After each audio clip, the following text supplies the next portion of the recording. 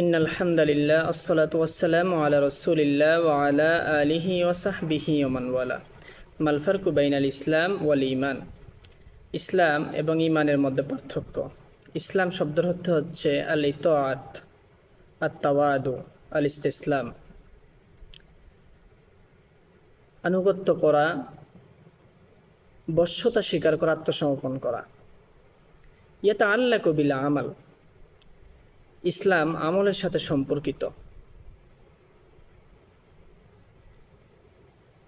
আল ঈমান, ঈমান হলো আত-তাসদীক ওয়াল ইয়াকিন ইয়াতাআল্লাকু বিল ইতিকাদ। ঈমান শব্দের অর্থ হলো বিশ্বাস করা, ইয়াকিন রাখা। এটা বিশ্বাসের সাথে সম্পর্কিত।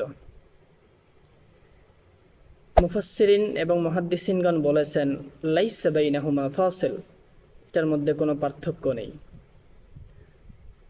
আবার কিছু কিছু মুফাসসিরিনগণ বলেছেন